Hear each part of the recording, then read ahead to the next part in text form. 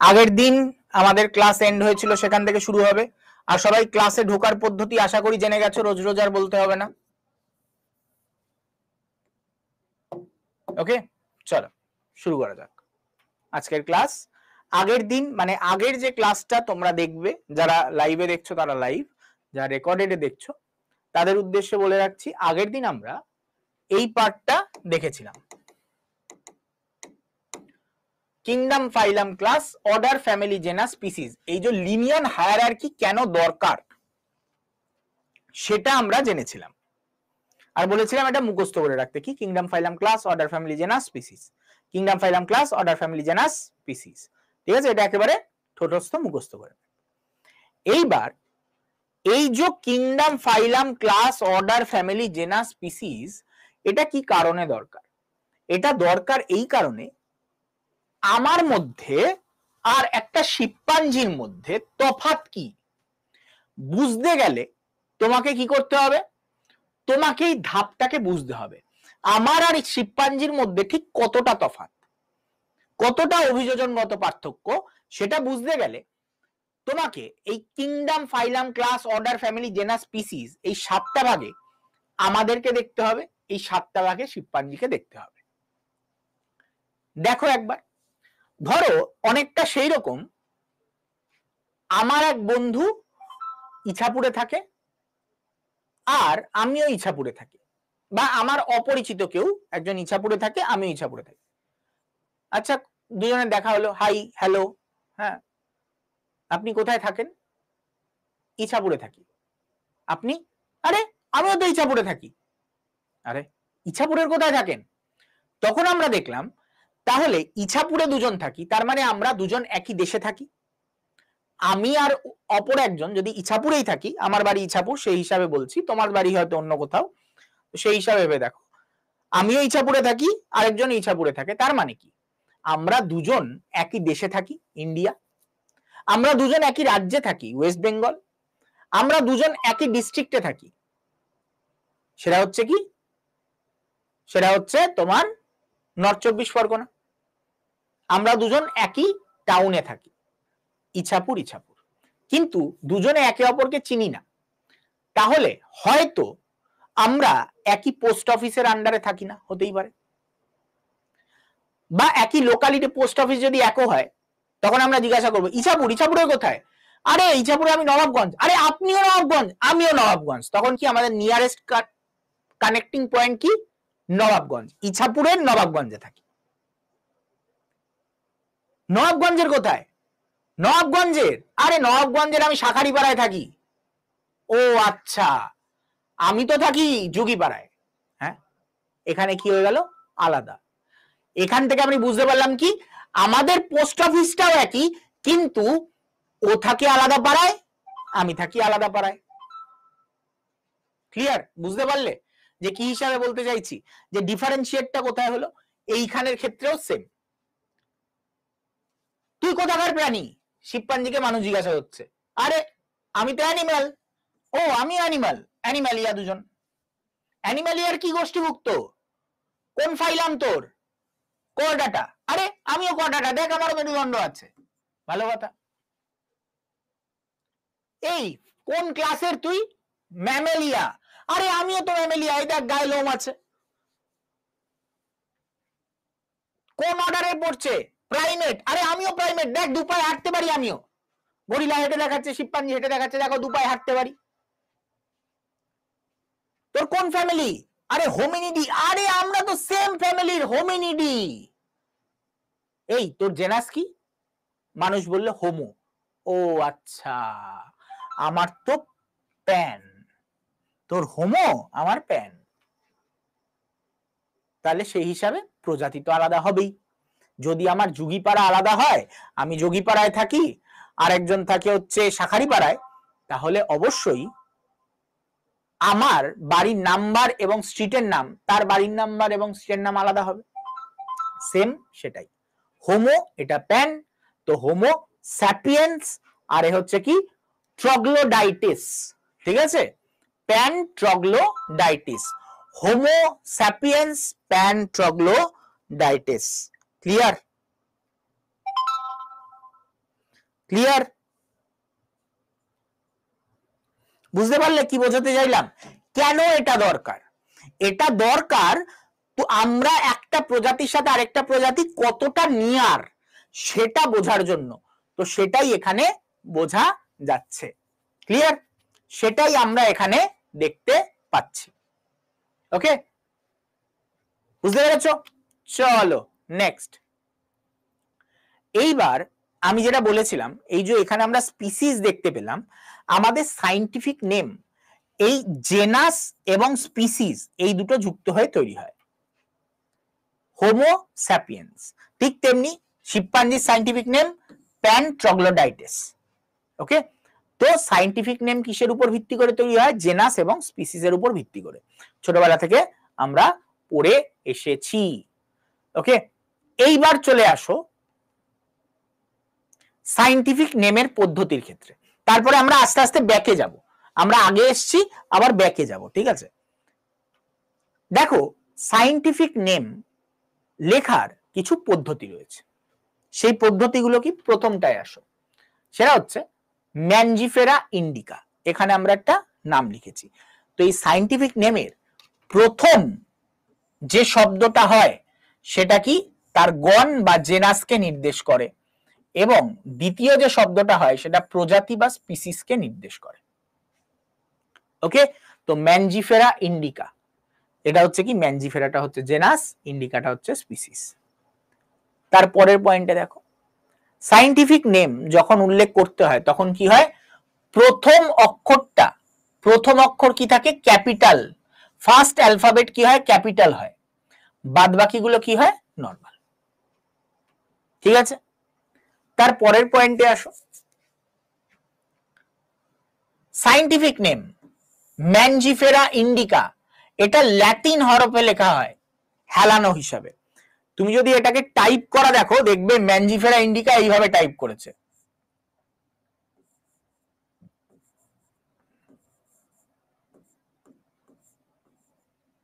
আমি তো হাতে লিখছি, ওরা টাইপ করবে এইভাবে।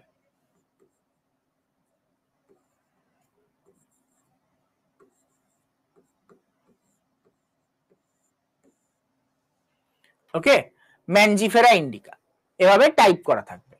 আর যদি হাতে লেখো তখন কি করতে হবে? তোমাকে তার তলায় দাগ দিতে হবে। হাতে লেখা হলে কি হতে হবে? তলায় দাগ দিতে হবে, এবং দুটো আলাদা আলাদা ভাবে দাগ দিতে হবে। ম্যানজিফেরার আলাদা দাগ, ইন্ডিকার আলাদা দাগ। হলো? এইবার তার মানে কি? এটা একটা রুল, এটার একটা রুল, এটার একটা রুল, এটা 4 নাম্বার রুল। 5 নাম্বার রুল কি? নামকারকের নাম অনেক সময় থাকে, অনেক সময় থাকে না। যদি এই 3 নাম্বারে এরকম কিছু লেখা থাকে, কারো কোনো কিছু একটা লিখে এখানে যেমন LINN, ঠিক আছে, এটা লিখে একটা ডট দিয়েছে, দেখতে পাচ্ছ তোমরা? LINN ডট, মানে এটা বোঝাচ্ছে লিনিয়াসকে।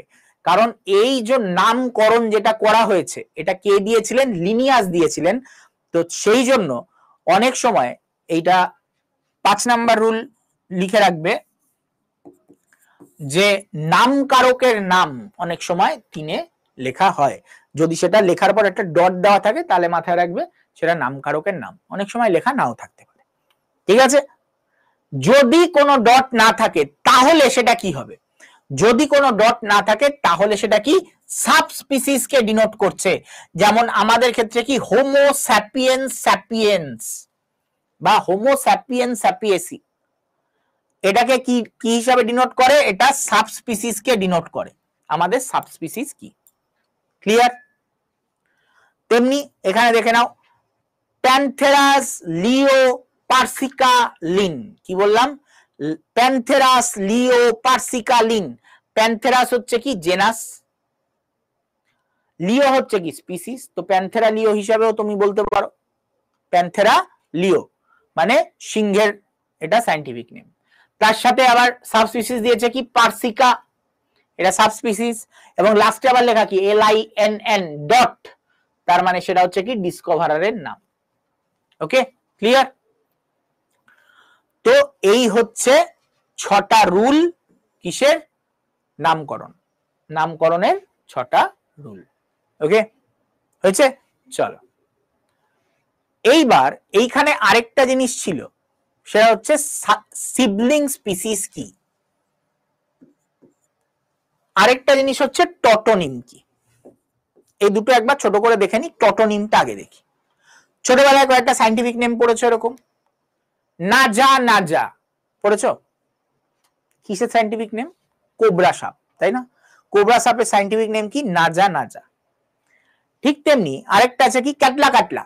কাতলা মাছের সাইন্টিফিক নেম কি? কাতলা কাতলা। তো এই ধরনের যাদের সাইন্টিফিক নেম হয়, যাদের জেনাস এবং স্পিসিস একই, জেনাস এবং স্পিসিস সেম, তাদেরকে আমরা কি বলবো? সেই সব সাইন্টিফিক নেমকে আমরা কি বলি? টটোনিম বলি। ঠিক আছে? TOTONIM, ঠিক আছে? তাকে আমরা কি বলি? টটোনিম। হলো। এবার আসছি সিবলিং স্পিসিস কাকে বলে।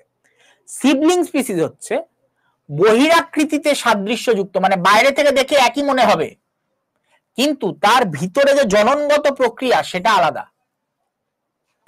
তাদেরকে আমরা বলে থাকি সিবলিং স্পিসিস। যেমন ড্রসোফিলা পার্সিমিলিস এবং ড্রসোফিলা সিউডবস্কিউরা, যেটাকে বলে সিউডবস্কিউরা। ঠিক আছে? এটা হচ্ছে ড্রসোফিলা সিউডবস্কিউরা।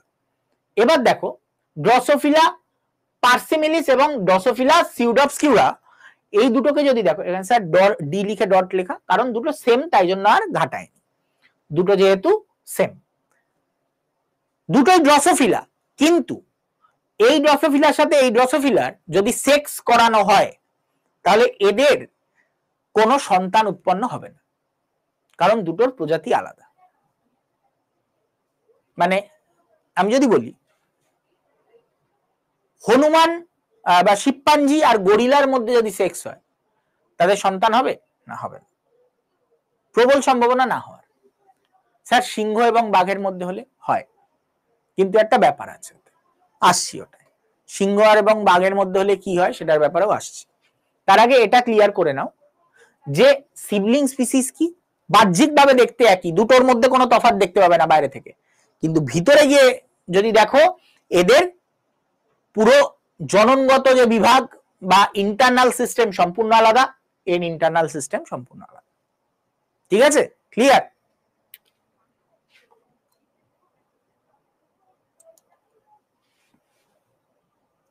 স্যার লিনিয়ার হায়ারার্কিতে কিংডম, ফাইলাম, স্পিসিস এর ডেফিনেশন মুখস্থ করতে হবে? একদম নয়। কেন নয়?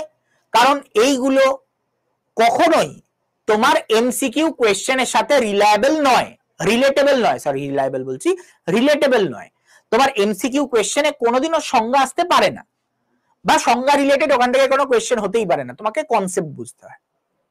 তোমাকে এখান থেকে কি কোয়েশ্চেন দেবে বলো তো? এই পুরোটাকে ওলট পালট করে দিয়ে দেবে। কিংডম হয়তো দিয়ে দিল ক্লাস, আগে class, phylum, kingdom, order, species, genus, একে পরপর সাজাতে হবে। 4টে অপশন দিয়ে দিয়েছে, সাজিয়ে কোনটা এর মধ্যে ঠিক লেখো।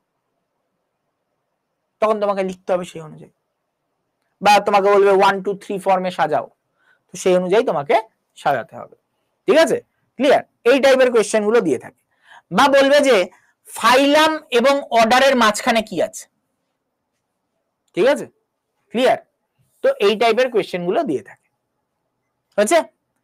এইবার একটা জিনিসে আসো, স্পিসিস কাকে বলে এইটা খালি তোমরা দেখবে। স্যার কেন? এই তো বলেন পড়তে হবে না। কাকে বলে মুখস্থ করতে হবে না বলেছি, বুঝতে হবে কনসেপ্ট। স্পিসিস এর মধ্যে তফাৎ কি, মানে একটা হনুমানের স্পিসিস বা মানে একটা শিম্পাঞ্জি স্পিসিস আর আমার স্পিসিস আলাদা কোথায়, ভালো করে বুঝবে কেন স্পিসিস দুটোকে আলাদা বলা হচ্ছে। বা কোনো একটা গরু স্পিসিসের সাথে আরেকটা গরু স্পিসিসকে আলাদা বলা হয়, কেন বলা হয়, ভালো করে বুঝবে।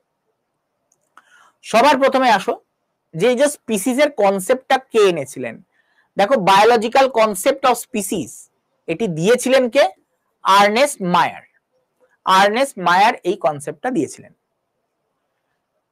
ডারউইন অফ 20th সেঞ্চুরি তাকে বলা হয়ে থাকে। তাকে কি বলা হয়? তাকে বলা হয় 20 শতাব্দীর কি বলা হয়? ডারউইন বলা হয়। তারপর ইনি এত বড় একজন বৈজ্ঞানিক ছিলেন যে তিনি বায়োলজির সব থেকে বড় পুরস্কার যেটা হয়, যেমন হচ্ছে আমরা যদি সায়েন্সের আদার্স পার্টে দেখি, স্যার বায়োলজির সব থেকে বড় পুরস্কার তো নোবেল।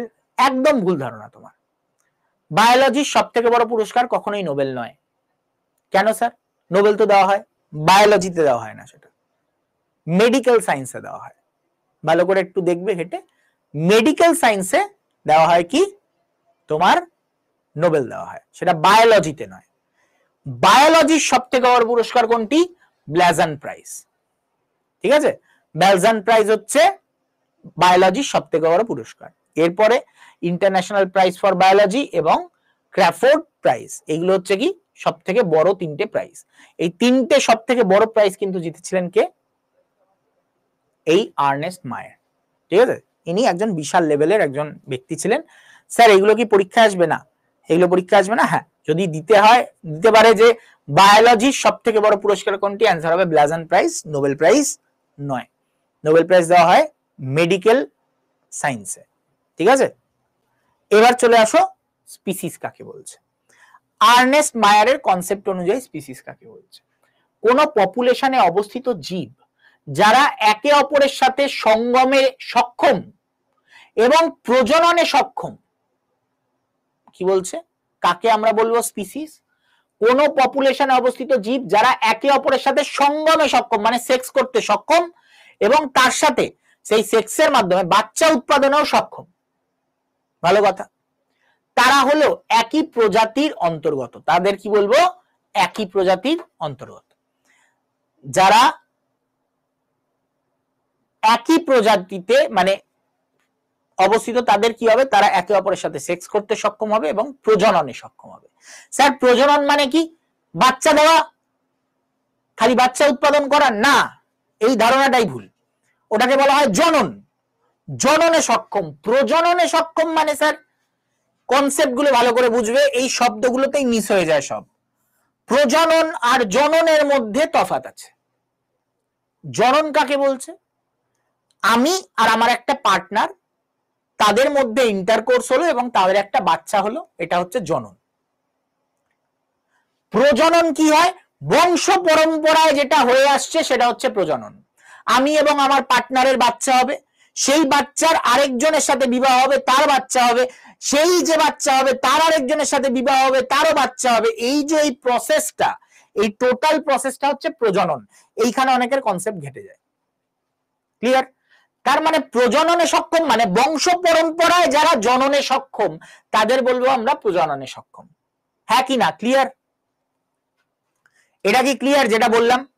বংশ পরম্পরায় যারা জননে সক্ষম, তারা হচ্ছে প্রজনন সক্ষম বলা হয়। এইবার আসো পরের এক্সাম্পলে। একদিকে পুরুষ, একদিকে মহিলা। যদি একটা গাধার সাথে একটা ঘোড়ার সঙ্গম ঘটানো হয়, বাচ্চা হবে? হ্যাঁ হবে। সে বাচ্চাটাকে কি বলা হয়? মিউল বলা হয়। তাকে কি বলা হয়? মিউল বলা হয়। ওকে, একটা ঘোড়ার সাথে একটা যদি গাধার লিঙ্ক করানো হয় তাহলে কি হয়? তাহলে উৎপন্ন হয় হিন্নি। তাকে কি বলা হয়? হিন্নি বলা হয়। ঠিক তেমনি লায়ন এবং টাইগার, লায়ন পুরুষ, টাইগার যদি মেয়ে হয়, তাদের যে বাচ্চা হয় তাকে কি বলা হয়? লাইগার। তার যে বাচ্চা হয় সেটা হচ্ছে লাইগার। টাইগার এবং লায়ন, টাইগার যদি ছেলে হয়, লায়ন যদি মেয়ে হয়, তাহলে যেটা উৎপন্ন হয় সেটা হচ্ছে টাইগন।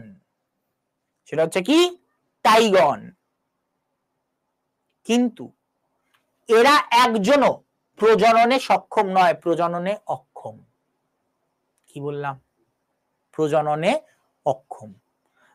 তাহলে এরা উৎপন্ন হওয়ার পর এদের আর কোনো বাচ্চা উৎপন্ন হবে না।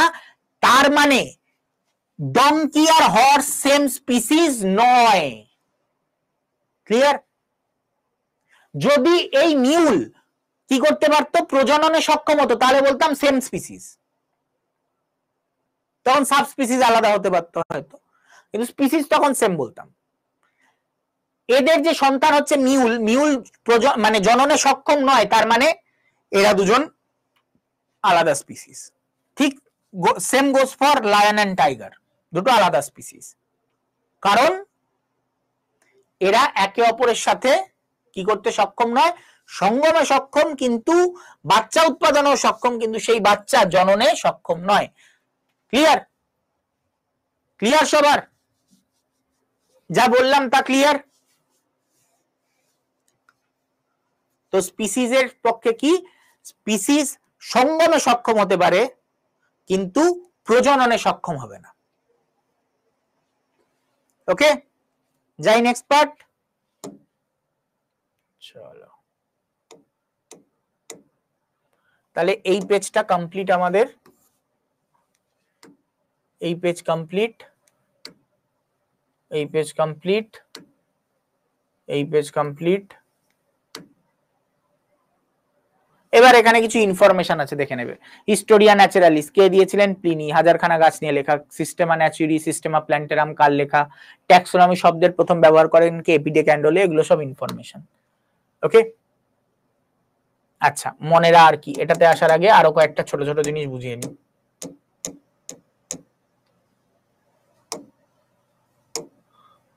এবার আসো, এই যে নামকরণ গুলো যে হয়, আমাদের যে নামকরণ হয় বিভিন্ন, এই নামকরণ গুলো কারা করে থাকে? মুখস্থ করবে। গাছের নামকরণ কে করে? ICBN, full form international code for botanical nomenclature. Animals এর নামকরণ কে করে? অ্যানিমালস এর নামকরণ কে করে? International code for zoological nomenclature, ICZN. ব্যাকটেরিয়ার নামকরণ কি করে? ICNB, international code for nomenclature of bacteria. ভাইরাসের নামকরণ কি করে? ICVN, international code for viral nomenclature. Cultivated plants এর নামকরণ কি করে? International code for nomenclature of cultivated plants. Okay, মুখস্থ করবে এটা। স্যার বুক থেকে কি পড়তে হবে? দেখো, বুক হচ্ছে এমন একটা জিনিস যেটার কোনো বিকল্প হতে পারে না, কোনোদিনও হতে পারে না। হ্যাঁ, তবে বুক থেকে যেটা দরকার আমাদের পরীক্ষার জন্য সেইটুকুনি আমি এখানে তুলে এনেছি। এই জিনিসগুলো তোমার যদি মনে হয় তুমি বুঝতে অসুবিধা আছে বা আরো বেশি জানতে চাও, অবশ্যই বুক ফলো করতে পারো। আমি কখনো অ্যাজ আ টিচার আমি কখনো বলতে পারি না বুক পড়ো না, আমি যা পড়াচ্ছি সেটাই সেরা, তার উপরে কিছু হতেই পারে না।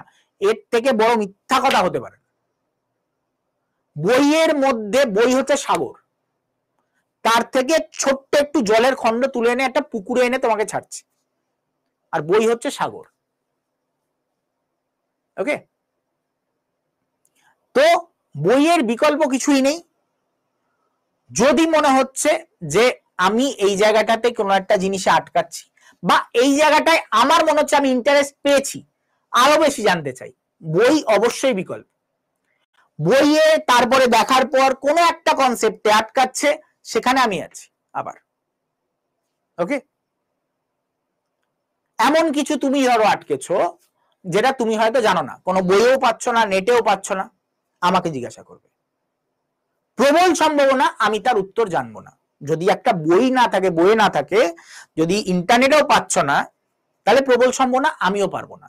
কিন্তু আমার ওই প্রশ্নটা জানা দরকার এই কারণে, কারণ তুমি যে প্রশ্নটা করছো সেটা আমাকে একটা নতুন নলেজ দেবে। তো আমাকে এসে অবশ্যই বলবে তোমাদের যদি কোথাও আটকায়। ঠিক আছে, ক্লিয়ার?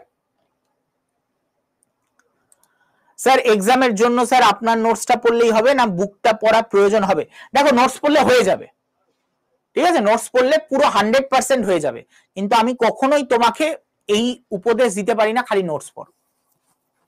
এখন নোটস পড়ো, কিন্তু যেদিন তোমার প্রিপারেশন হয়ে যাবে, তোমার প্রিপারেশন প্রায় পরীক্ষার 5 মাস আগে আমি শেষ করে দেবো, 4 থেকে 5 মাস। এবার 4 থেকে 5 মাস তুমি ঘরে বসে থাকবে, এটা তো কোনোদিনও হতে পারে না। তখন কি করবে? যেগুলো পড়েছিলে ওগুলো বইয়ের থেকে আরো দেখবে টুকরো টুকরো টুকরো টুকরো আরো 4-5টা কোয়েশ্চেন বেরোবে, সেগুলোকে নোট ডাউন করবে, এই নোটের সাথে অ্যাড করে নেবে। ঠিক আছে, ওকে। আর প্রচুর পরিমাণে প্র্যাকটিস করতে হবে, আমি বলবো প্রচুর পরিমাণে বই প্র্যাকটিস করতে হবে। বিশেষ করে কোনগুলো বলতো? তোমাদের পাঠ্য বইয়ের মধ্যে প্রচুর পরিমাণে এমসিকিউ কোয়েশ্চেন আছে, তোমরা অবশ্যই দেখেছো সেগুলো। প্রচুর দেখবে এমসিকিউ কোয়েশ্চেন আছে, সব কোয়েশ্চেন সলভ করবে, সব, কিচ্ছু ছাড়বে না। ওকে, ওখানে দেখবে বইয়ের পিছনে, বইটাকে আপাতত সেই হিসাবে ইউজ করো। এই চ্যাপ্টারটা পড়িয়ে দেবো যখন, তোমার বইয়ের যে এমসিকিউ আছে সেগুলো সব করে নেবে। ক্লিয়ার? হ্যাঁ হ্যাঁ, আমাদের ক্লাস চলবে, আরো নতুন নতুন জিনিস অ্যাড হবে। ঠিক আছে, আর বারবার বলছি, এই যে আমি যে চ্যাপ্টারটা পড়িয়ে দেবো তোমাদের, যেদিন এই ট্যাক্সোনমি পুরো শেষ হয়ে যাবে সেদিন কি করবে? সেদিন তুমি ওই বইয়ের পিছনের পেজ খুলবে, দেখবে ওর মধ্যে থেকে 100টা কোয়েশ্চেনের মধ্যে 20 থেকে 30টা কোয়েশ্চেন পারছো না, যেগুলো স্বাভাবিক এই পরীক্ষার জন্য নয়, কিন্তু সেগুলোও করবে। সেগুলো এই কারণে করবে, পরীক্ষার বাইরে 4-5টা কোয়েশ্চেন এমন দিয়ে দেয় যেগুলো কেউ হাত ঠেকাতে পারে না, সেগুলো যাতে তুমি পারো তার জন্য করবে। বুঝতে পারলে? ওকে, তো তার জন্য সব সময় বইয়ের পিছনের যে এমসিকিউ আছে চ্যাপ্টারের সেটা সলভ করবে। ক্লিয়ার আমার কথা? যারা যারা দেখছো ক্লিয়ার? আমি তোমাদের মিথ্যা উপদেশ দিতে চাই না, বা আমি তোমাদের এটা বলতে চাই না আমার ক্লাস করো এর থেকে বেশি পড়তে হয় না, ওগুলো কি বলতো আত্মহংকারের জন্য বলে দেয় কেউ, কিন্তু এটা একেবারে বাস্তব নয়। হ্যাঁ, আমারটা পড়লে যথেষ্ট হয়ে যাবে, কিন্তু আমি তোমাকে যথেষ্টতে আটকে রাখবোই না, আমি সবসময় বলবো যে আরো বেটার করো, আরো বেটার করো, ঠিক আছে? কারণ কম্পিটিশন দিনে দিনে যা বাড়ছে, নাহলে টিকতে পারবে না মার্কেটে, ঠিক আছে? ওকে, কিন্তু আমি যা পড়াচ্ছি 100% ওটাতে হয়ে যায়, সম্পূর্ণ হয়ে যায়। আমি বলবো 200% দাও নিজের, যদি সাকসেস পেতে হয় লাইফে, ঠিক আছে? পরীক্ষাতে তো পেয়েই যাবে, লাইফে পাওয়াটা জরুরি। ওকে, আচ্ছা, এই পয়েন্টটা ক্লিয়ার? আমার কথা আবার রাগ করে না তো যে স্যার এরকম ভাবে কেন বলে, ভালোভাবে তো বলতে পারে, রাগ ফাগ হয় না তো যে স্যার এরকম ভাবে কেন বলছে? কারণ তোমাদের ভালোর জন্য বলছি, তোমাদের এইভাবে মানে ভুল নির্দেশ দেওয়া উচিত নয়, ঠিক আছে? তোমরা এখনো ছোট বাচ্চা, তোমরা সবে সবে ওই মানে লাইফে এন্টার করতে যাচ্ছ। আজকে তোমার কাছে না এই পরীক্ষার সাকসেসটা অনেক বড় মনে হচ্ছে, যে এই পরীক্ষায় সাকসেস পেলে আমি লাইফে অনেক কিছু করে নেবো, আমার তো ভাগ্য বদলে যাবে, আমার তো সব বদলে যাবে। কিচ্ছু বদলায় না, ঠিক আছে? আজকে তুমি যে সাকসেসটা পাবে, কালকে মনে হবে যে আরো বেটার পেলে আমার ভালো হতো। মানে আজকে যে ডাক্তারিতে চান্স পেয়েছে, হ্যাঁ, যে এখন ডাক্তার, তার মনে হয় কাশ যদি এইমস পেতাম। যে এইমসে পেয়েছে সে তখন বলে কাশ যদি দিল্লি এইমস পেতাম। যে দিল্লি এইমসে পেয়েছে কাশ যদি আইআইটি পেতাম। যে আইআইটিতে পেয়েছে কাশ যদি এমআইটিতে পেতাম। যে এমআইটিতে পেয়েছে কাশ যদি আমি একটা কোম্পানির মালিক হতাম। আর যে কোম্পানির কোন একটা কোম্পানির মালিক, কাশ আমি সন্ন্যাসী হতাম। তো আলটিমেটলি লাইফে শান্তি তো কারণ নেই, না তোমার আছে এখন, না তোমার সাকসেস পাওয়ার পরেও থাকবে। কিন্তু লাইফে লড়াটা খুব জরুরি। প্রত্যেক মুহূর্তে তোমার যতটা ক্ষমতা তার থেকে এক ধাপ ছাপিয়ে করার চেষ্টা করবে। তোমার ক্ষমতা আমার ক্লাসের নোটস পড়ার, তাহলে আমার ক্লাসের নোটস পড়ার পর বইয়ের থেকে প্র্যাকটিস করো।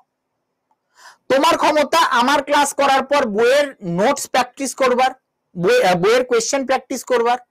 আমি বলবো সেদিন নিজেকে আরেক ধাপ ছাপিয়ে যাও, আমার ক্লাস করো, বইয়ের কোয়েশ্চেন প্র্যাকটিস করো, তার সাথে বইয়ের মধ্যে আরো কি কি এক্সট্রা কোয়েশ্চেন আছে সেটা খুঁটিয়ে খুঁটিয়ে বার করো, যে এখানে আমি আরো 4টে লাইন না ইনফরমেশন পেলাম। ওটা হয়ে গেলে স্যার ওই লেভেলটাও পার করে গেছি, আরো বেশি বই কিনে প্র্যাকটিস করো। তখন আমি বলবো প্র্যাকটিসের লেভেল বাড়াতে থাকো, দেখো তোমাকে কেউ আটকাতে পারবে না, কেউ না, ঠিক আছে? এই 8টা দিনের যে ক্লাস আমরা করব, এখানে আমরা পড়বো যতটা না, তার থেকে বেশি এই জার্নির ব্যাপারে জানবো। এই জার্নিটা কতটা টাফ, কতটা ইজি, জার্নিটা যেই বুঝে যাব। একবার যখন ওই যে সাইকেলে প্রথমে কি করতে হয়, সাইকেলের পিছনে একজন কাউকে ধরতে হয়, তাই না? পিছনে একজন কাউকে ধরে, তারপরে কি হয়, সাইকেল চালানো আমরা শিখি। চালাতে চালাতে আমরা তখন বলি কি, এই পিছন থেকে ছাড়বি না কিন্তু আমি পড়ে যাব, এরকম টলমলো করতে করতে করতে করতে তুমি ধীরে ধীরে চালানো শেখো। তারপরে একজন তোমার লাইফে বিশ্বাসঘাতকতা করে, সেটাকে সর্বপ্রথম বিশ্বাসঘাতকতা তুমি কোনটা ফিল করো, ওই তোমার যে পিছনে যে সাইকেলটা ধরেছিল সে করে। বিশ্বাসঘাতকতাটা কি, এরকম এক সময় আমি ধরে আছি ধরে আছি ধরে আছি, চল চল চল চালা চালা চালা করে হাতটা ছেড়ে দেয়। লাইফে বিশ্বাসঘাতকতাটা দরকার, তোমাদের রিয়ালিটি চেক দরকার। আমি ক্লাসে এটা পড়াবো, লাস্ট দিন ডিপিপি সলভ করাবো, ডিপিপি। ওই ডিপিপির দিন আমি তোমাদের সাথে বিশ্বাসঘাতকতা করব। কেমন বিশ্বাসঘাতকতা? তোমরা এইটুকুনি পড়ার পর তোমরা দেখবে একই হয়ে গেল, এটা কি কোয়েশ্চেন এসছে? আমি তো এটার জন্য প্রিপেয়ার হয়েই আসিনি, কিন্তু প্রত্যেকটা জিনিস এর মধ্যে থাকবে। আমি সেদিন বিশ্বাসঘাতকতা করব তোমাদের রিয়ালিটি চেক করবার জন্য, তোমাদের বোঝাবার জন্য যে দেখো পড়তে হবে এইভাবে ওইভাবে নয়। তোমরা 8 দিনের জার্নি শিখবে প্রথম, 9 দিন থেকে নিজেরা যথেষ্ট সক্ষম হয়ে যাবে সেটার সাথে লড়ার জন্য, ঠিক আছে? ওকে, তো লাইফে ওই এক সময় যে টলমলো করে সাইকেল চালাচ্ছিলে, এক সময় গিয়ে প্রো হয়ে যাও সাইকেল চালাও, কেক মেরে সাইকেল চালাও। কেন চালাতে পারো? কারণ ওই যে পিছনে থাকা ব্যক্তিটা তোমার সাথে একদিন বিশ্বাসঘাতকতা করেছিল বলে, ঠিক আছে? তো আমিও করব তোমার সাথে 8ম দিনে, ঠিক আছে? ক্লিয়ার? চলো এগুলো এবার আসছি হচ্ছে 3 ডোমেইন ক্লাসিফিকেশন। 3 ডোমেইন ক্লাসিফিকেশন কি? প্রথমে যখন আমরা ক্লাসিফিকেশন একটা ভাগ দেখি, এইটা একটা ইম্পর্টেন্ট জায়গা, 3 ডোমেইন ক্লাসিফিকেশন। 3 ডোমেইন ক্লাসিফিকেশনে বলা হচ্ছে আমরা যা যা এই এককোষী প্রাণী দেখি তাদেরকে 3 ভাগে ভাগ করা হচ্ছে। একটা আর্কিয়া, একটা হচ্ছে ইউ ব্যাকটেরিয়া। ইউ মানে কি? সম্পূর্ণ। আসলে ব্যাকটেরিয়াকেই বলা হয় ইউ ব্যাকটেরিয়া, ঠিক আছে? ব্যাকটেরিয়ারই আরেক নাম ইউ ব্যাকটেরিয়া। আর আর্কি কাদের বলা হয়? আর্কি ব্যাকটেরিয়াকে বলা হয় আর্কি, ঠিক আছে? আর্কি ব্যাকটেরিয়াকে বলা হয় আর্কি। আরেকটা হচ্ছে ইউক্যারিয়া বা ইউক্যারিওটস। তাহলে কোষের ভিত্তিতে আমরা যদি দেখি, আমরা ছোটবেলায় যেটা পড়েছি, কোষ কয় প্রকার? কোষ 2 প্রকার। কি কি? একটা প্রোক্যারিওটিক, আর একটা হচ্ছে ইউক্যারিওটিক।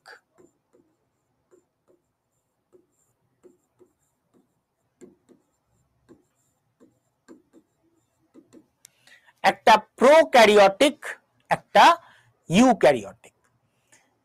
এইখানে দেখতে পাচ্ছ আর্কি ব্যাকটেরিয়া এন্ড ইউ ব্যাকটেরিয়া, এরা হচ্ছে কি?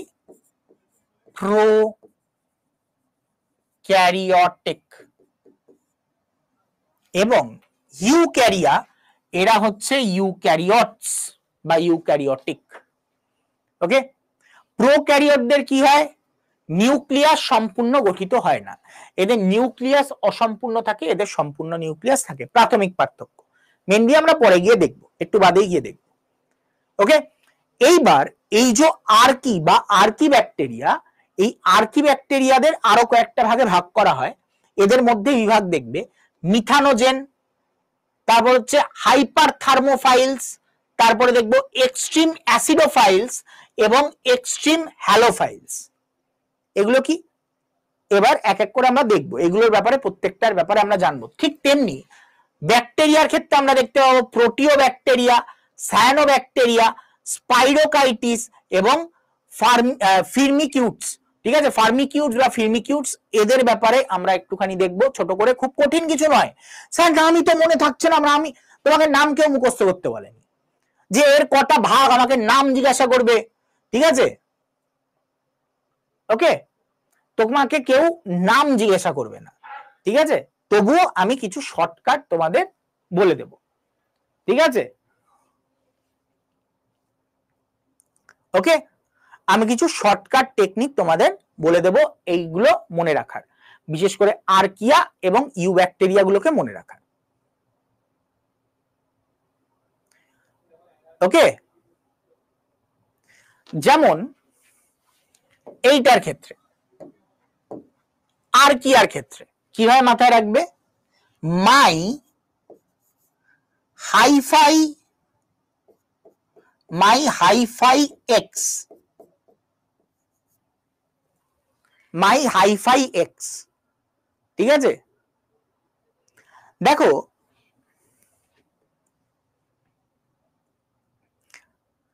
মাই বলতে মিথানোজেন্সকে বোঝাচ্ছে, হাইফাই থেকে হাইপার, যেটা হাইপার থার্মোফাইলসকে বোঝাচ্ছে, এবং এক্স বলতে দু ধরনের এক্স, একটা হচ্ছে এক্সট্রিম অ্যাসিডোফাইলস আর একটা হচ্ছে এক্সট্রিম হ্যালোফাইলস।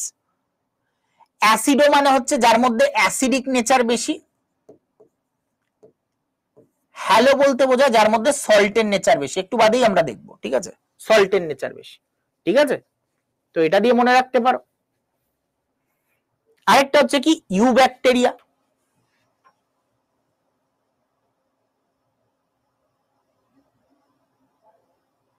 ওকে, ইউ ব্যাকটেরিয়ার ক্ষেত্রে শর্টকাট তোমরা নিজেরা মনে মনে বানাবে।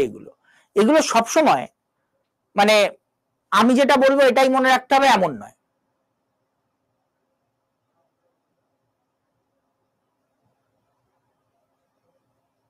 বলো এখানে কি করবে?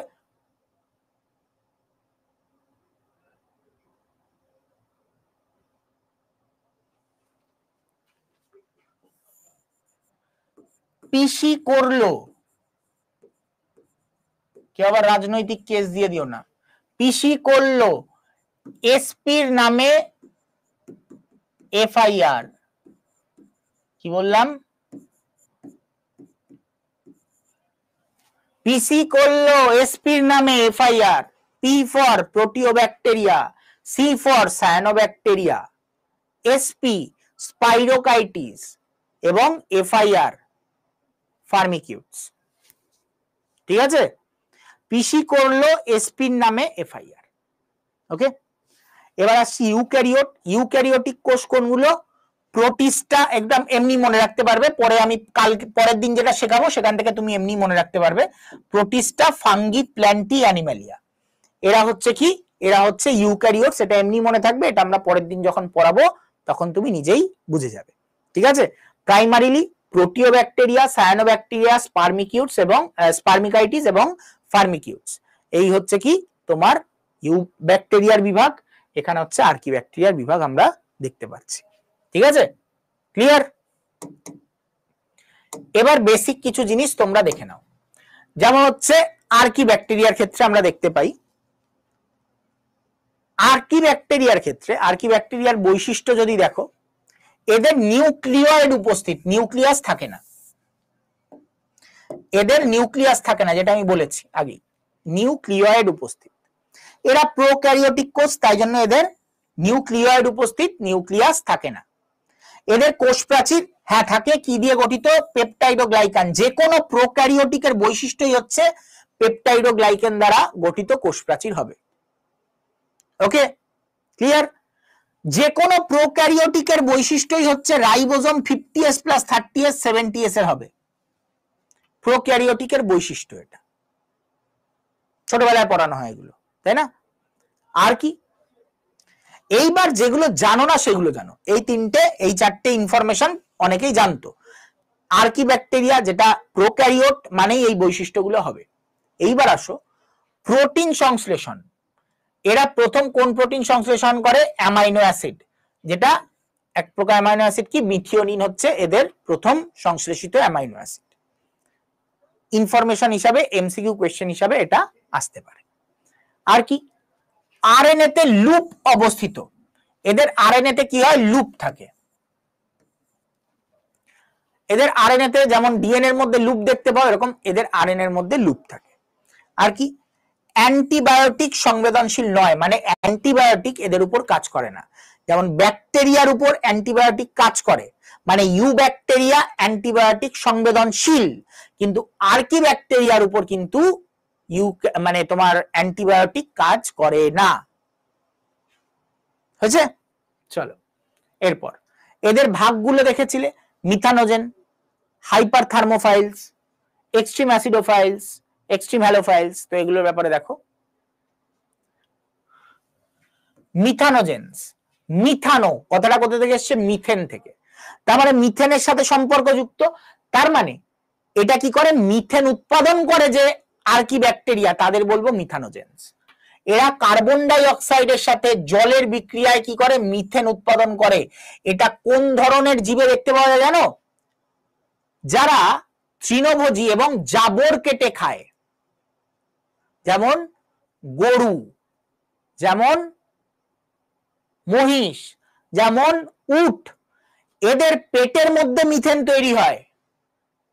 অনেকেই হয়তো জানো না, যেই গরুর মারাত্মক পেটের মধ্যে মিথেন তৈরি হয়, তোমাদের কারুর বাড়িতে যদি গরু থেকে থাকে তোমরা দেখবে পেটের মধ্যে ফুটো করে দেয় তার, মানে ডাক্তার পেটে ফুটো করে সিল করে দেয় জায়গাটা, যাতে গ্যাসটা বেরিয়ে আসে। দেখেছো কি কেউ এরকম? কারোর যদি বাড়িতে গরু থেকে থাকে, কেউ যদি গ্রামের দিকের হও, কারোর বাড়িতে গরু থেকে থাকে, শহরের দিকে এখন তার গরু খুব একটা বাড়িতে পাওয়া যায় না, গ্রামের দিকে যারা থাকে তাদের বাড়িতে পাওয়া যায়, যদি গরুর এরকম কোনো প্রচুর গ্যাস হওয়ার অভ্যেস থাকে, যে পেট ফুলে ফেটে যাবে এরকম অবস্থা হয়ে যায়, তখন তার এই জিনিসটা করা হয়। ওকে, ক্লিয়ার? তো এটাকে কি বলা হয়? মিথানোজেন্স। এই ব্যাকটেরিয়াগুলো এই গরুর পেটে, মহিষের পেটে, উটের পেটে এগুলো আমরা দেখতে পাই। তো এর এক্সাম্পল কি এরকম ব্যাকটেরিয়া? আর কি ব্যাকটেরিয়ার? মিথানোব্যাকটেরিয়াম। এদের নাম মনে রাখা সব থেকে ইজি, এগুলোর নাম মনে রাখা, কারণ এদের প্রকৃতির সাথে এদের নামগুলোর তুমি মিল পেয়ে যাবে। তো পরীক্ষায় যদি উদাহরণ দেয় মিথানোব্যাকটেরিয়াম কিসের এক্সাম্পল, তো আরামসে দিতে পারবে আশা করি। ওকে, তারপর হাইপার থার্মোফাইলস। হাইপার থার্মোফাইলস মানে যারা হাইপার, হাইপার মানে কি উচ্চ, বেশি, থার্মো মানে কি টেম্পারেচার, তাহলে অতি উচ্চ উষ্ণতায় যারা বৃদ্ধি লাভ করে দ্রুত, তাকে কি বলবো? Hyper thermophiles. এক্সাম্পল থার্মোকক্কাস। এক্সাম্পল কি? থার্মোকক্কাস। আচ্ছা, যা যা পড়ালাম মুখস্থ করতে খুব অসুবিধা হবে কি? হ্যাঁ কি না বলো? প্রতীক্ষাকে দেখতে পাচ্ছি এখানে, প্রতীক্ষা, রূপসা, রিপা, যাদের চোখের সামনে দেখতে পাচ্ছি তাদেরকে বললাম, তোমরা একবার জানিও যে অসুবিধা হবে কি মুখস্থ করতে। যা যা বোঝাচ্ছি খুব কঠিন নয়, বুঝে গেলে নিজে একবার যখন তোমরা পিডিএফটা দেখবে তোমাদের নিজেই মুখস্থ হয়ে যাবে। ওকে, খুব কঠিন নয়, ইজি জিনিস, কঠিন ভাববে না, ঠিক আছে? কঠিন ভাবার মতন জিনিস নয়, খুব ইজি জিনিস, নোট করে নেবে, খুব ইজি। ওকে, আচ্ছা, তোমরা কালকের পিডিএফটা পেয়ে গেছো তো? কোথায় পেতে হয় দেখে নিয়েছো?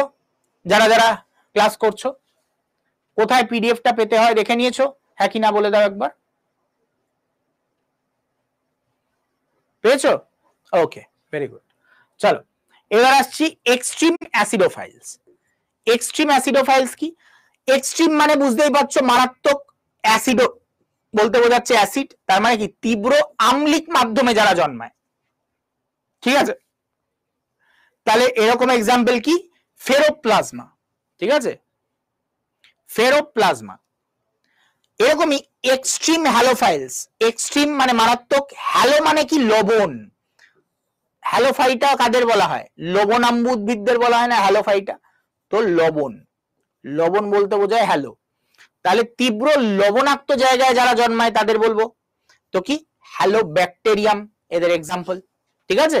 খালি ফেরোপ্লাজমার নামটা মুখস্থ করতে হবে, বাদ বাকি তো এমনি মনে থাকবে চুটকিতে, বাদ বাকি চুটকিতে, ঠিক আছে?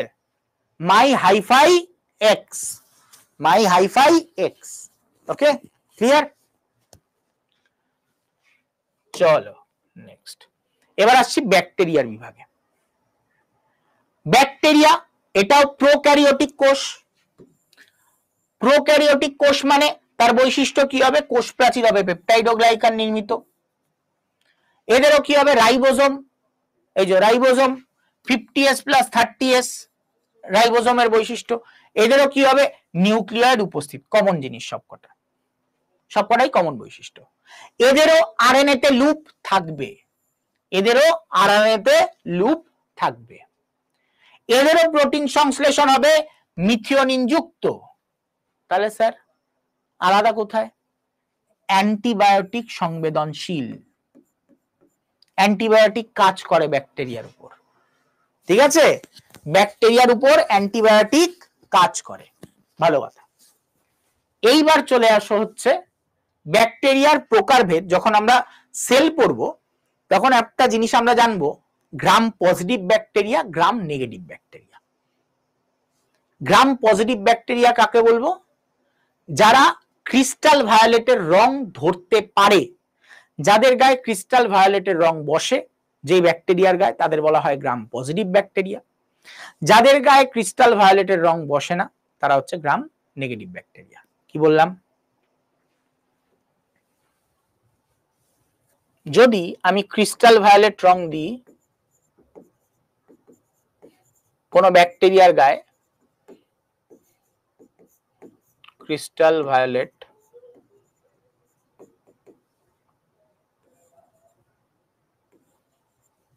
যদি সে গ্রাম পজিটিভ ব্যাকটেরিয়া হয়,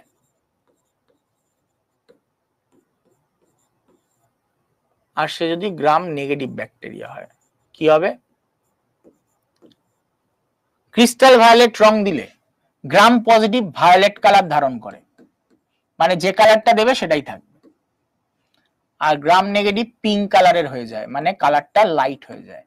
ঠিক আছে, ধৌত করার পর কালারটা পিঙ্ক হয়ে যায়।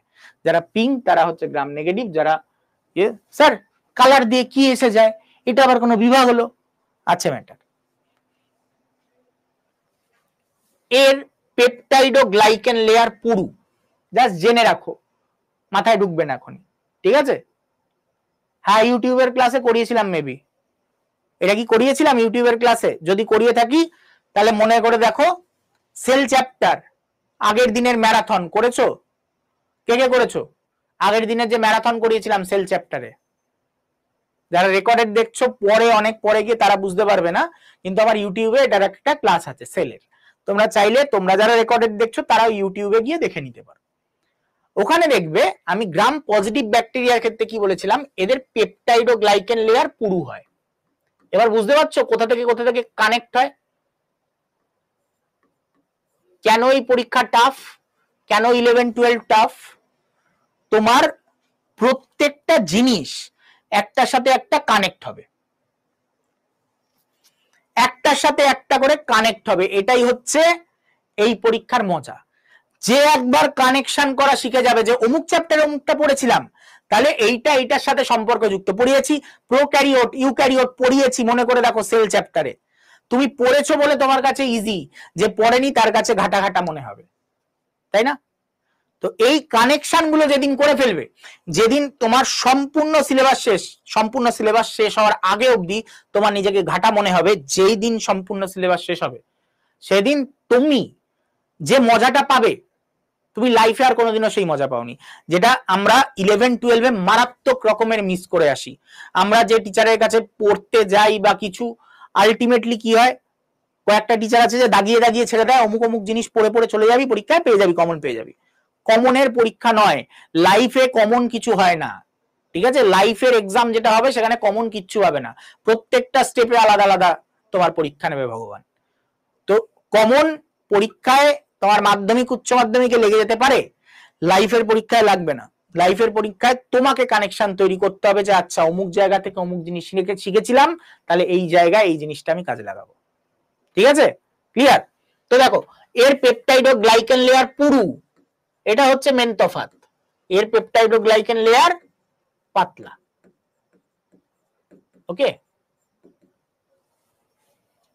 একবার সেই ক্লাসে যে পড়িয়েছিলাম পাতাটা উল্টে দেখো, বুঝতে পেরে যাবে। ঠিক আছে, তাহলে এই যে ব্যাকটেরিয়া, ব্যাকটেরিয়ার চারটে প্রধান যে ভাগ, প্রোটিওব্যাকটেরিয়াম, সায়ানোব্যাকটেরিয়াম, স্পাইরোকাইটিস আর ফার্মিকিউটস, এদের যদি আমরা দেখি, আমরা দেখব প্রোটিওব্যাকটেরিয়া এরা হচ্ছে gram negative bacteria. Okay, spirochaetes gram negative bacteria, firmicutes gram positive bacteria, এবং এরাও এই সায়ানোব্যাকটেরিয়াও গ্রাম পজিটিভ ব্যাকটেরিয়া। ঠিক আছে, ক্লিয়ার? এরা কি দেখো, প্রোটিও ব্যাকটেরিয়া, প্রোটিও, ঠিক আছে, এরা হচ্ছে আদি ব্যাকটেরিয়া। এই এক্সাম্পল হচ্ছে রাইজোবিয়াম। সায়ানোব্যাকটেরিয়া, সায়ানো মানে সবুজ, ক্লোরোফিল যুক্ত হবে, সায়ানো বলতে সবুজ, সবুজ কালারের হয়, এরা সালোক সংশ্লেষে সক্ষম, যার ক্লোরোফিল আছে সে সালোক সংশ্লেষে সক্ষম। স্পাইরোকাইটিস, এরা কি হয়, কুণ্ডলীকৃত হয়, স্পাইরাল, কথাটা কোথা থেকে এসছে, স্পাইরাল, স্পাইরো। তো স্পাইরোকাইটিস কি, কুণ্ডলীকৃত হবে। ওকে, এক্সাম্পল কি, ট্রিপোনিমা প্যালিডাম। এর এক্সাম কি, রাইজোবিয়াম যেমন বললাম, এর এক্সাম হচ্ছে নস্টক। ঠিক আছে, এরপর ফার্মিকিউটস, এরা কি, এদের ক্ষেত্রে G+C অনুপাত কম। এই G+C অনুপাত এখন বুঝবে না, ওই যে বললাম কানেকশন, এখন এটার কানেকশন তৈরি হয়নি, এটার কানেকশন জেনেটিক্স চ্যাপ্টারের সাথে আছে। এই জেনেটিক্স চ্যাপ্টার স্যার 11-12 তাহলে কি করে দিয়ে দিল ফার্স্ট চ্যাপ্টারেই এটা, কারণ এই জিনিসটা মাধ্যমিকে পড়ানো হয়েছে, এবার তোমার মাধ্যমিক জেনে আসা দরকার ছিল। ঠিক আছে, 4 গফের নীতি পড়েছো কোনোদিনও? চারগফের নীতি কে কে মনে আছে?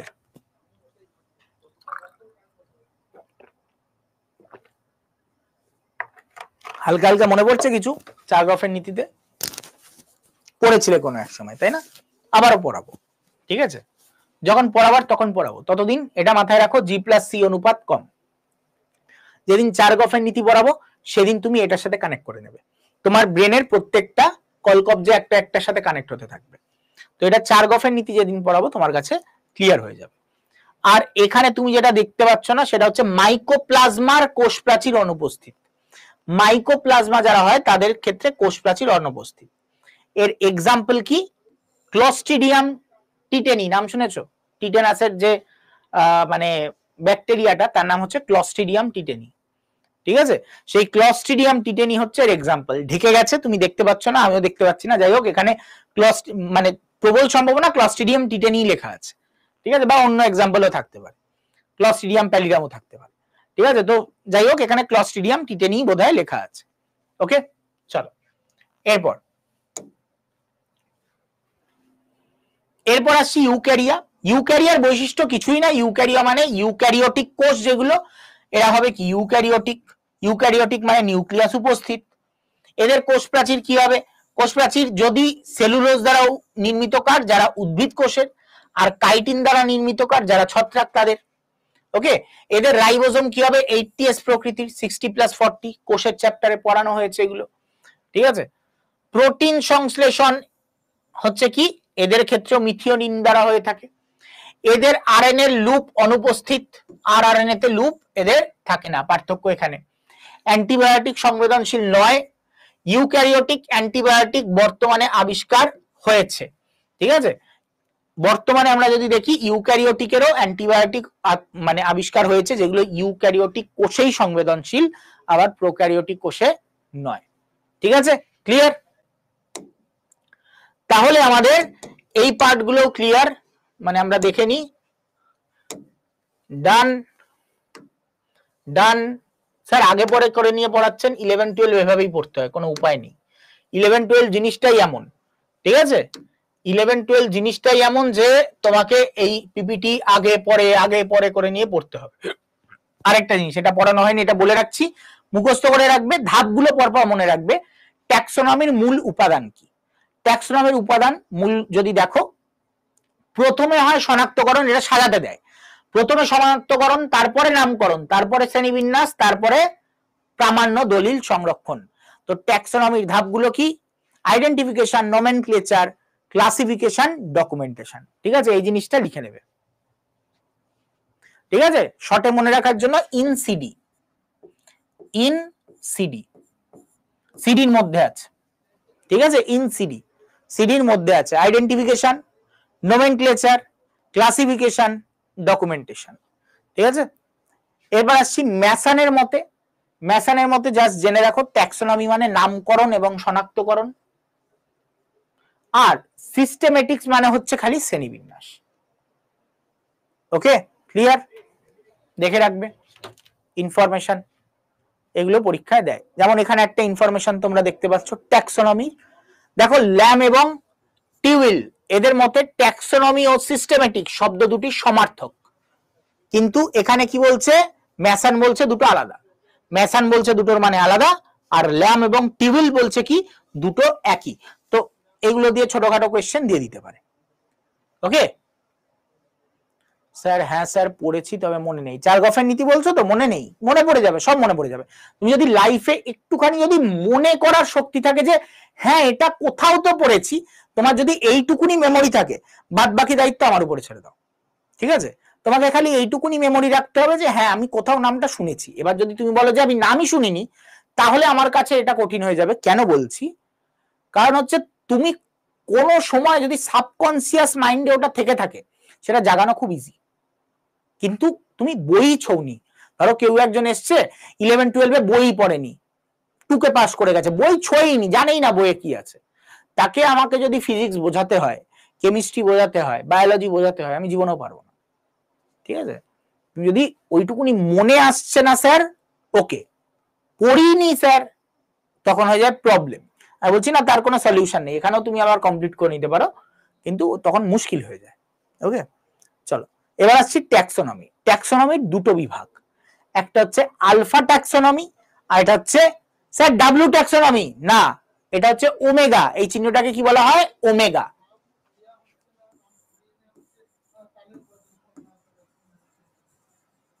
ওমেগা, ঠিক আছে। তো আলফা ট্যাক্সোনমি আর ওমেগা ট্যাক্সোনমি। আলফা ট্যাক্সোনমি কি? বাহ্যিক বৈশিষ্ট্যর উপর ভিত্তি করে, মানে বাইরে থেকে দেখে আমাকে দেখতে আমার দুটো কান আছে, একটা নাক আছে, দুটো চোখ আছে, একটা ঠোঁট আছে, মানে আমার দুটো হাত, দুটো পা, এই দেখে তুমি বিচার করলে।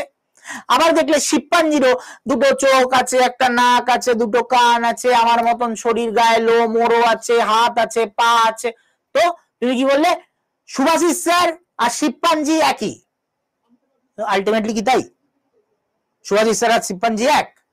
অনেকে হয়তো বলবে আরে হ্যাঁ, সাইডে বলবে হ্যাঁ হ্যাঁ একদম পারফেক্ট, একদম নিজের উদাহরণ দিয়েছে, পারফেক্ট দিয়েছে।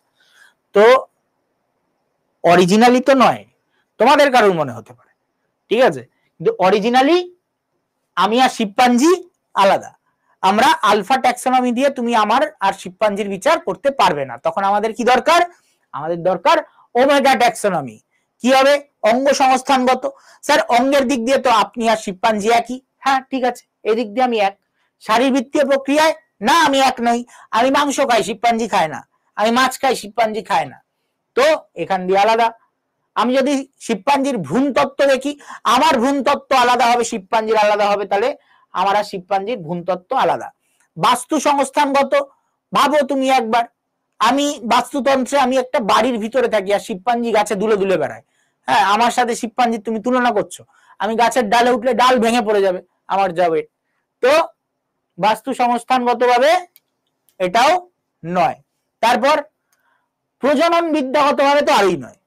তোমার মনে হয় আমার বাচ্চা শিম্পাঞ্জি হবে? কখনো নয়। তাহলে আলটিমেটলি ওমেগা ট্যাক্সোনমির ভিত্তিতে দেখলে শিম্পাঞ্জি আর সুভাষিস স্যার এক নয়, কিন্তু তুমি যদি আলফা ট্যাক্সোনমির ভিত্তিতে দেখো, সুভাষিস স্যার আর শিম্পাঞ্জি একই মনে হলেও হতে পারে, গরিলার সাথেও আমার মিল পাবে। ঠিক আছে, চলো এরপর এগুলো সব কমপ্লিট, তাই তো? আমাদের আজকে এখানে ঢোকার কথা ছিল, দেখি কতটা ঢোকা যায়। বেশিক্ষণ ক্লাস করতে কারো অসুবিধা আছে? হ্যাঁ কিনা বলবে। আমি যদি একটু বেশিক্ষণ ক্লাস করাই, খুব অসুবিধা হবে? স্যার বেশি পড়ালে না প্রবলেম হয়, এরকম কেউ আছো? হ্যাঁ কিনা, তোমাদের উপরে নির্ভর করছে। প্রবলেম নেই তো? তাহলে চলো একটু এগোই, 1 ঘন্টার ক্লাস একটু বেশি করি। দেখো, আমাদের জীবজগতে যদি আমরা ভাগ করি, 5 রাজ্য শ্রেণীবিন্যাস করেছিলেন, আমরা পরে গিয়ে পড়বো, হোয়াইট টেকার। 5 কিংডম ক্লাসিফিকেশন বলা হয়।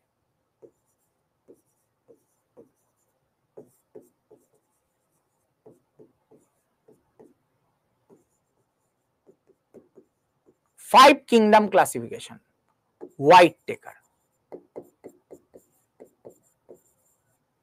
ওকে, 5 কিংডম ক্লাসিফিকেশন কে করেছিলেন? হোয়াইট টেকার।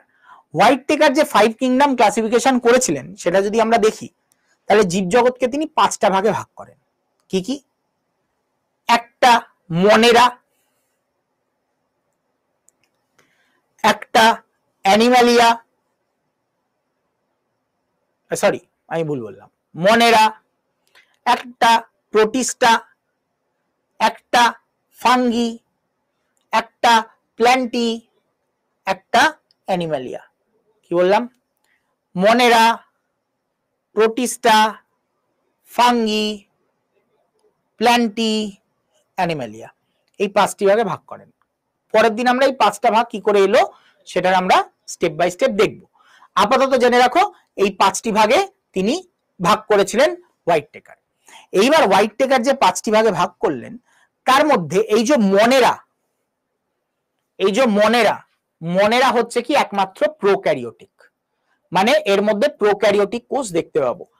বাদ বাকি যে 4টে, এরা হচ্ছে ইউক্যারিওটিক। ঠিক আছে, এরা হচ্ছে ইউক্যারিওটিক। আবার এই মনেরা আর প্রোটিস্টা, এরা দুজন হলো কি এককোষী, এরা দুজন কি এককোষী। স্যার ফাঙ্গি এককোষী হয় না, রেয়ার কেস ফাঙ্গিও এককোষী হতে পারে, কিন্তু প্রধানত এরা দুজন এককোষী হবেই।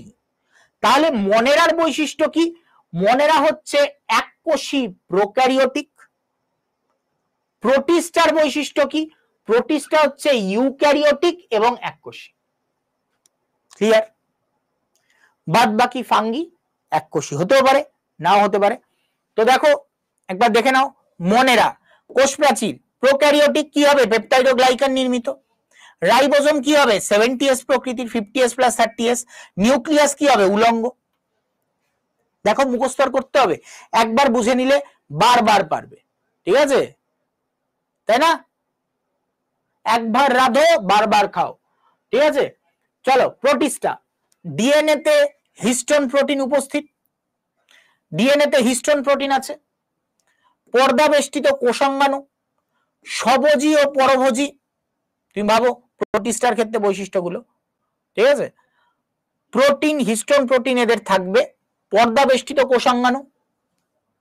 প্রোক্যারিওটিকের বৈশিষ্ট্য, ইউক্যারিওটিকের বৈশিষ্ট্যই এটা। স্বভোজী হতে পারে, এরা নিজের খাদ্য নিজে তৈরিও করতে পারে বা নাও করতে পারে। যদি সালোক সংশ্লেষে সক্ষম হয় তাহলে করবে, যদি না হয় তাহলে করবে না। উপনিবেশ গঠন করে, একা একা থাকে না, অনেক জনের সাথে একসাথে জড়ো হয়ে এরা গঠিত হয়। নিউক্লিয়াস উলঙ্গ মানে নিউক্লিয়ার থাকে, এই তো। Very good. তার মানে সব বুঝেছো বলে পারছো, না বুঝলে যে জানে না নিউক্লিয়ার কি, সব সব মাথার উপর দিয়ে যাবে নিউক্লিয়ার যদি শব্দটা বলি, তাই না? চলো তারপর, ভেরি গুড। এই যে কজন ক্লাস করছে আমার খুব ভালো লাগছে, যে কজন করছে সে কজন মন দিয়ে করছে, যে কজন করছে খুব মানে কিনেছে অনেকজন, ক্লাস করছে খুব অল্প। বোঝা যায় যে সিরিয়াস আর সিরিয়াস ক্যান্ডিডেট নয় কারা সেটার ব্যাপারে। ওকে, ব্যাচে প্রচুর ভর্তি হয়, 1000, 1500, 2000 এক একটা ব্যাচে, 5000। আগের বারের জেএনএমে 10,000-এর উপরে স্টুডেন্ট ছিল। এবার স্বাভাবিক 10,000 জনের মধ্যে হয়তো খুব বেশি হলে 100 থেকে 200 জন, 200 জন এই বছর হয়তো, ওটা 100 থেকে 200 জন আগের বারই ছিল, মানে 2000 জনেই 100 থেকে, খুব বেশি হলে 400 থেকে 500 জন পাস করবে, খুব বেশি হলে, খুব বেশি আমি বলছি 400 থেকে 500 জন। তার মানে বাদবাকিরা কেউ সিরিয়াস নয়, অর্ধেক তো ক্লাসেই আসতো না। হাতে গোনা 10,000 12,000 জন মতন কিনেছিল, 11,000 সামথিং। তার মধ্যে ক্লাসে আসতো কত হবে, ম্যাক্স টু ম্যাক্স 800 থেকে 900 জন শেষ অবধি ক্লাস করেছে রেগুলার লাইভে। ওদের মধ্যে থেকে হয়তো 400 থেকে 500 জন সিলেকশন পাবে।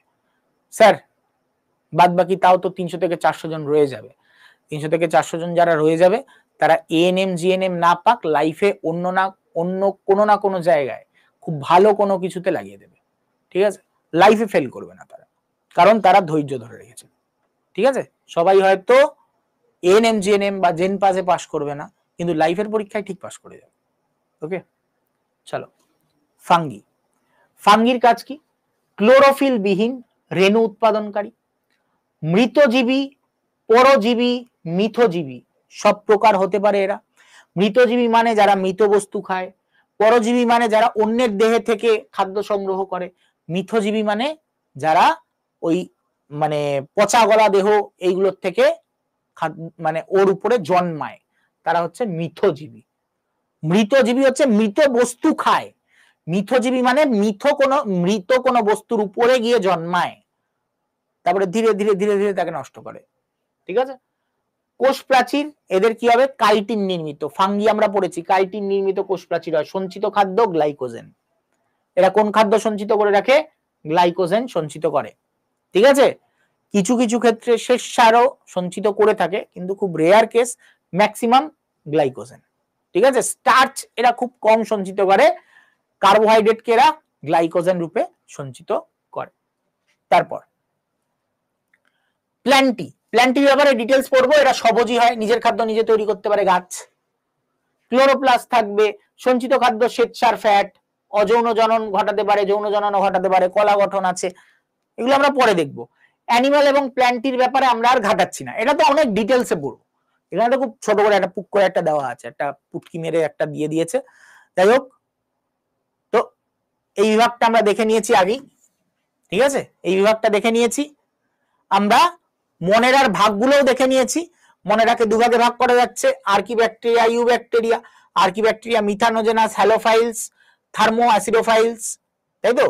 এদের এক্সাম্পল গুলো এখানে দিয়ে দিয়েছি। Eubacteria, bacteria, cyanobacteria, mycoplasma, rickets, মানে এগুলো আরো এক্সট্রা কয়েকটা পয়েন্ট, রিকেটসি, ঠিক আছে, অ্যাক্টিনোমাইসিটিস, পাইরোকাইটি, এইগুলোর ব্যাপারে সবকটা ইম্পর্টেন্ট নয়, যেই চারটে আগে বলেছি ওই চারটে বেশি ইম্পর্টেন্ট, ঠিক আছে।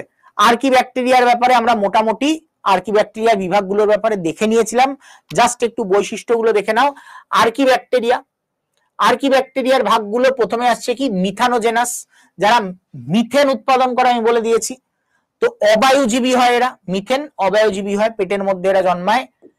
অটোট্রফ মানে নিজের খাদ্য নিজেই উৎপাদন করে নেয়, মিথেন নিজেই উৎপন্ন করে। ওকে স্যার, মৃতজীবী প্রাণী আর প্রাণীর মধ্যে প্ল্যান্টের মধ্যেও কি দেখা যায়? হ্যাঁ, মৃতজীবী বলছো মানে মৃত বস্তু খেয়ে বেঁচে থাকে, প্ল্যান্ট না, প্ল্যান্ট নয়, তুমি এটাকে বলছো প্ল্যান্ট নয়, ব্যাকটেরিয়া পড়ে তার মধ্যে। পরে এক সময় গিয়ে ব্যাকটেরিয়াকে প্ল্যান্টের অন্তর্গত করা হয়েছে, পরে আমরা দেখবো কালকে গিয়ে সেটা, কিন্তু সেটা প্ল্যান্ট নয় পুরোপুরি, ঠিক আছে। ওকে, আর এটা কি বলছে স্যার, ক্লোরোফিল তো প্ল্যান্টে থাকে, তাহলে রেণু কিভাবে উৎপাদন হবে? কি ক্লোরোফিল তো প্ল্যান্টের থাকে, তাহলে রেণু কিভাবে উৎপাদন হবে? ক্লোরোফিল থাকলে রেণু উৎপাদন হবে না কেন? সেটা মানে তুমি যেটা বলছো ফুলের রেণু বলছো না স্পোর্স বলছো, যেটা আমরা ছত্রাকের ক্ষেত্রে দেখতে পাই, কোনটার কথা বলছো একটুখানি খুলে বলো, তাহলে আমি তোমাকে সেটা বলতে পারবো। ওকে, আরেকটা আসছি, মিথানোজেনাস কোথায় জন্মায়? জলাভূমিতে জন্মাতে পারে।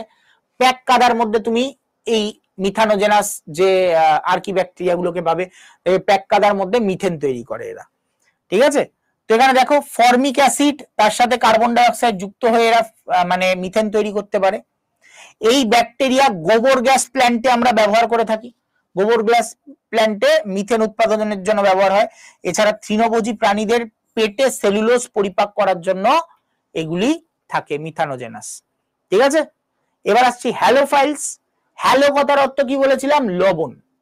আচ্ছা স্পোরের ম্যাটারে পরে আসবো, যৌনজন অযৌনজন যখন পড়বো তখন স্পোরের ব্যাপারে তোমাকে বর্ণনা করব সম্পূর্ণ, ঠিক আছে, কোনো অসুবিধা হবে না। এবার আসছি হ্যালোফাইলস। হ্যালো মানে কি? লবণ। হ্যালো মানে লবণ, তো এটা কোথায় জন্মাবে? লবণাক্ত এলাকায় জন্মাবে। কোষ পর্দায় কি হবে? লাল ক্যারোটিনয়েড থাকবে, এদের কোষ পর্দায় লাল ক্যারোটিনয়েড থাকে, ঠিক আছে, এটা একটা রঞ্জক, যেটা কি হয় ক্ষতিকর রশ্মি থেকে এদের রক্ষা করে, ক্ষতিকর রশ্মি থেকে রক্ষা করে। এরপরে আসছে কি থার্মো অ্যাসিডোফাইলস। থার্মো মানে গরম, অ্যাসিড মানে অ্যাসিড, মানে অ্যাসিডিক জায়গায় জন্মায় এমন, তাহলে উচ্চ তাপমাত্রা সহ উচ্চ অম্লতা সহ্যকারী এরা হয়ে থাকে।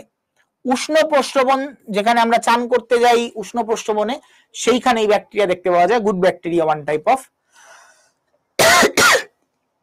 আমাদের স্কিন ডিজিজ কমিয়ে দেয় এরা, কারণ জলের মধ্যে এরা কি করে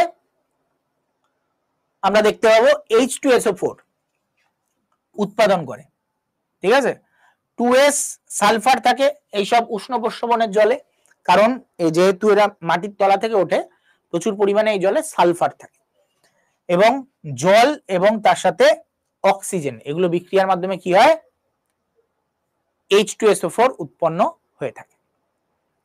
এই আর্কিব্যাকটেরিয়াকে এক্সট্রিমোফাইলসও বলা হয়, কারণ এরা এক্সট্রিম সিচুয়েশনে জন্মায়। তুমি দেখো প্রত্যেকটা এক্সট্রিম সিচুয়েশন, এক জায়গায় মিথানোজেনাস, বায়ু নেই, হ্যালোফাইলস মারাত্মক লবণ, থার্মো অ্যাসিডোফাইলস গরম মারাত্মক, আবার অ্যাসিডিকও মারাত্মক, তো এরা এই জন্য কি বলা হয়? এক্সট্রিমোফাইলস বলা হয় এদের, ঠিক আছে। এদের আরেকটা জিনিস কি বলা হয়? লিভিং ফসিল, জীবন্ত জীবাশ্ম। এদেরকে কি বলা হয়? জীবন্ত জীবাশ্ম। কেন? কারণ এরা প্রায় লুপ্ত প্রায়,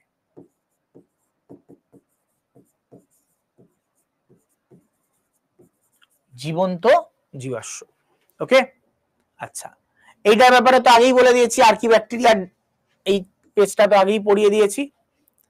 শর্ট নোট, হ্যালোফাইলস মানে কি? সল্ট লাভিং, হ্যালো, হ্যালো কথার অর্থ সল্ট লাভিং। থার্মো অ্যাসিডোফাইলস, থার্মো মানে হাই টেম্পারেচার, অ্যাসিডো মানে হাই অ্যাসিডিক, পিএইচ ভ্যালু লো হবে। পিএইচ ভ্যালু কি হবে? লো। অ্যাসিড মানে কি? লো পিএইচ ভ্যালু, উষ্ণ প্রস্রবণে পাওয়া যায়। মিথানোজেন্স, মিথেন উৎপাদনকারী, বায়োগ্যাস উৎপাদনে সহায়তা করে। এবং রুমিনেন্টস, রুমিনেন্ট মানে যারা জাবর কাটে, জাবর কেটে খাবার খায়, ঠিক আছে, সেখানে আমরা দেখতে পাবো। অন্যান্য এক্সট্রিমোফাইলস কি? যেমন সাইক্রোফাইলস, ঠিক আছে, সাইক্রোফাইলস কি? যারা লো টেম্পারেচারে জন্মায়। এমন অনেক আছে যারা লো টেম্পারেচারে জন্মায়, যে ব্যাকটেরিয়া গুলো, এক্সট্রিমোফাইলস গুলো আর কি ব্যাকটেরিয়ারা, তাদের কি বলা হয়? সাইক্রোফাইলস। তেমনি ব্যারোফাইলস কাদের বলা হয়? যারা হাই প্রেসারে জন্মায়। ব্যারোমিটার কি কাজে ইউজ হয়? চাপ মাপার কাজে না? তো এই ব্যারোফাইলস মানে যারা হাই প্রেসার এলাকায় জন্মায়। অ্যালকালোফাইলস, অ্যালকালোফাইলস কি? অ্যালকালি, অ্যালকালি মানে কি? বেসিক বা ক্ষারীয়। তো এই ক্ষারীয় অঞ্চলে যারা জন্মায় তাদেরকে বলা হয়। ঠিক আছে, ক্লিয়ার হয়েছে? ব্যাকটেরিয়ার বৈশিষ্ট্য আগেই আমরা দেখে নিলাম, কমপ্লিট হয়ে গেছে এই পেজ। নেক্সট মনেরা। এই যে মনেরার ব্যাপারে, মনেরার বিভাগের মধ্যে আমরা কি দেখতে পাই? ব্যাকটেরিয়া একটা ভাগ। এই ব্যাকটেরিয়াকে আমরা দেখতে পাবো আবার কি? হেটারোট্রপিক এবং অটোট্রপিক, এই দুই ভাগে ভাগ করা হয়। হেটারোট্রপিক, অটোট্রপিক। যেখানে আমরা দেখতে পাবো হেটারো, হেটারো মানে আলাদা আলাদা, অটো মানে একই, ঠিক আছে।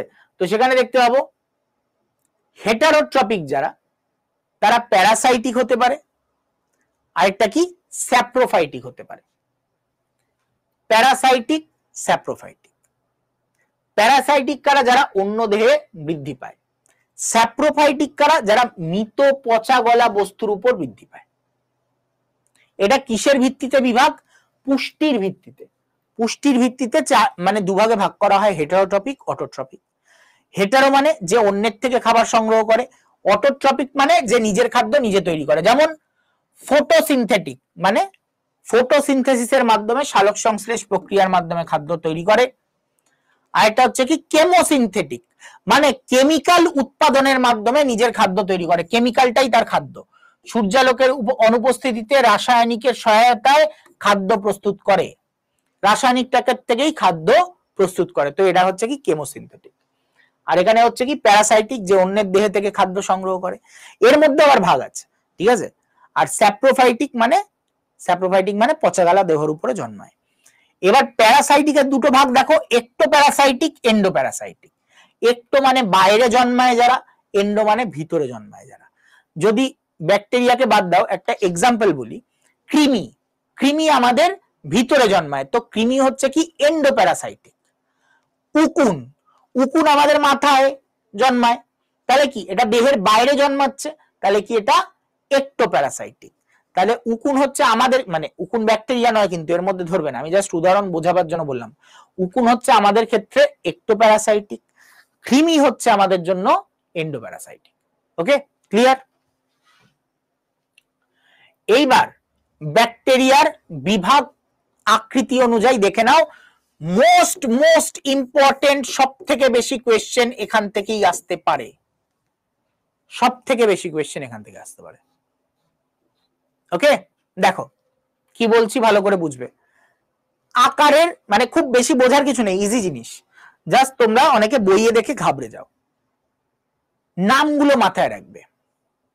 ব্যাসিলাস, যাদের নামে ব্যাসিলাস আছে তারা রড আকৃতির হয়। ব্যাসিলাস থুরিনজেনেসিস, তার মানে কি? এটা রড আকৃতির। এদের আকৃতি এইরকম রড শেপড হবে, লম্বা এরকম চলতেই থাকবে, অনেকটা বড় হয়, ঠিক আছে। এদের এন্ডোস্পোর থাকবে, দেখতে পাচ্ছ এটা এন্ডোস্পোর আমরা এদের ক্ষেত্রে দেখতে পাবো। ব্যাসিলাস মানেই তার মধ্যে কি আছে? রড শেপ তার স্ট্রাকচার হবে। তাহলে পরীক্ষার হলে যদি বলে যে রড শেপ স্ট্রাকচার কোন ইয়েতে দেখতে পাওয়া যায়, সেটা আমরা এখানে লিস্ট সব দেখবো, আমরা এখানে নামগুলো সব পড়বো পরে গিয়ে। ওকে, তো এইখানে আমরা বেসিকটা দেখে রাখছি, ঠিক আছে। তো রড শেপ এরা হয়ে থাকে। এরপরে আসছি ভিব্রিও। ভিব্রিও কলেরি নাম শুনেছো, আশা করি সবাই শুনেছো। ভিব্রিও কারা? যাদের শেপ কমা আকৃতির হয়, তারা দেখতে কেমন হবে? এইরকম শেপ হবে, ভিব্রিও কি হবে, কমা শেপড হবে। ঠিক আছে, ওকে। তো আকার ক্লিয়ার, ভিব্রিও কি হয়, কমা আকৃতি হয়। স্পাইরিলাম পেঁচানো পেঁচানো পেঁচানো স্প্রিং এর মতন হবে, স্প্রিং আকৃতি, এবং তাদের ফ্ল্যাজেলা আমরা দেখতে পাবো, একটা প্রান্তে ফ্ল্যাজেলা দেখতে পাবো। ঠিক আছে, এরপরে আসছে কক্কাস। এবার কক্কাসেরও ভাগ আছে, ডিপ্লোকক্কাস নিউমোনি, নাম শুনেছো? ডিপ্লোকক্কাস নিউমোনি, নিউমোনিয়া রোগে। তো সেগুলো কি? কক্কাস মানে গোল আকৃতি, কক্কাস মানে গোল আকৃতি। তাহলে এর আকৃতি কি হবে? যে মনোকক্কাস তার আকৃতি হবে একটা গোল, যে ডিপ্লোকক্কাস তার আকৃতি হবে দুটো গোল, যে ট্রিপ্লোকক্কাস তার আকৃতি হবে তিনটে গোল, যে চারটে গোল তার হবে টেট্রাকক্কাস, যার পাঁচটা হবে পেন্টাকক্কাস, হেক্সাকক্কাস, হেপ্টাকক্কাস, অক্টাকক্কাস, ন্যান্টাকক্কাস, তারপর হচ্ছে তোমার ডেকাকক্কাস, চলতে থাকবে। এবার অতটা আমাদের লাগে না। ট্রিপ্লোকক্কাস, টেট্রাকক্কাস, তারপরেই বলে দেয় হচ্ছে কি স্ট্রেপ্টোকক্কাস নিউমোনি, নাম শুনেছো? ডিপ্লোকক্কাস নিউমোনি যেমন শুনেছো, স্ট্রেপ্টোকক্কাস নিউমোনিরও নাম শুনেছো। স্ট্রেপ্টোকক্কাস মানে চেনের মতন লম্বা, চলতেই আছে চলতেই আছে চলতেই আছে, মানে গোলটা যদি চলতেই থাকে চলতেই থাকে চলতেই থাকে, সেটা হচ্ছে স্ট্রেপ্টোকক্কাস। ওকে, আরেকটা কি হয়, এই রকম গিয়ে আবার একটা অ্যাঙ্গেল, এখানে একটা অ্যাঙ্গেল তৈরি করেছে, শিট শেপড হয়, এরা পাতার মতন হয়ে থাকে। ওকে, যদি এই রকম হয়ে থাকে শেপ, তাকে কি বলবে? স্টেফাইলোকক্কাস। স্টেপলার ইউজ করো তো, স্টেপলার কি করতে ইউজ করো? স্টেপলার স্টেপল করতে। স্টেপল মানে কি? পাতা জোড়া লাগানো, পাতা জোড়া লাগানো। তো সেখান থেকে স্টেফাইলো, স্টেফাইলো বলতে শীট বোঝায়, শীট, পাতা। ওকে, ক্লিয়ার? ভুলবে না আর কোনোদিনও। আরেকটা আছে, এখানে তোমরা বুঝতে পারবে না, আমি একটু বড় করে লিখে দিচ্ছি এখানে।